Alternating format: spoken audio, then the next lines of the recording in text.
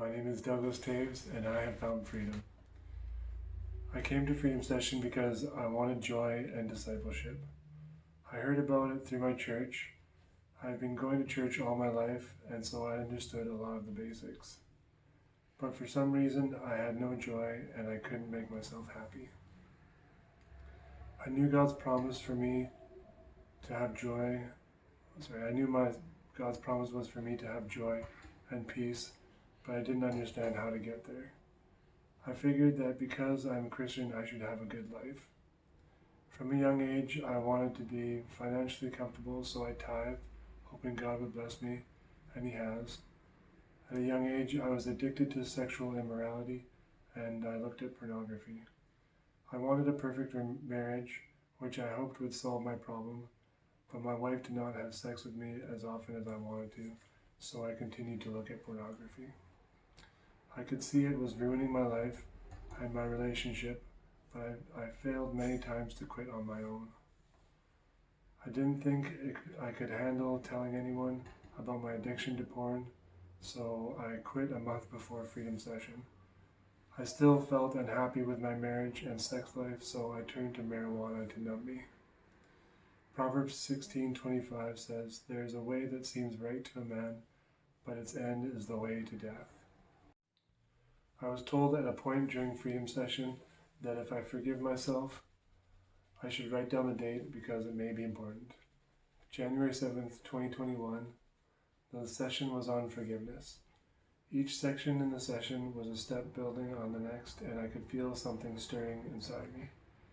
We learned that we need to make peace with ourselves, and the guilt in my heart was driving me to an unrealistic standard, which meant that I was doing the devil's work for him.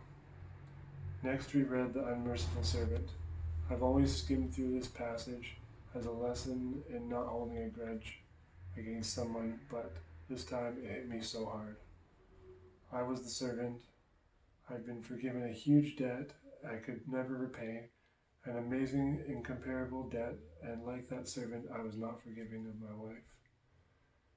Then Ken led us through a prayer titled The Process of Forgiving Oneself, and through it, I forgave myself, and I asked God to forgive me for being unfaithful to my wife. In that moment, I felt it. I felt a release. I held on to that new feeling like I was holding my breath. The rest of the session, I just kept quiet. I didn't fully understand what had happened, but something was different. As I drove home, I asked God to forgive me for everything,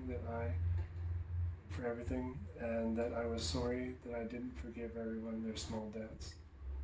I was holding my wife to unrealistic expectations, and being very unforgiving of every little thing, especially our sex life. As I thought more about it, I realized I was doing this to everyone, family members, co-workers. And when I got home, I told my wife that I had found joy. I wept every day for weeks thinking about God and His mercy. I couldn't sleep much, so for the first time I journaled about the joy and hope in my heart that God had put there through His Son, Jesus Christ. Somehow I missed all these crucial steps as a youth, even though I had a church body around me and I was full of zeal. I am tracing my steps and learning about discipleship and Jesus' calling. I am uncovering how the devil is tricking us and doing some spiritual detective work. I have friends and family that didn't understand Jesus' message like I did not. Unlike me, they didn't keep their hope in Jesus and have gone astray. I would like to share with them my testimony and minister to them if they are willing to listen. And I would like to search out more struggling believers that are like myself and minister to them. But mostly I will be praying that God's will be done in my life as I submit to Him. The difference my freedom in Christ is going to make is that I will strive to work for God's kingdom and no longer try to build my own.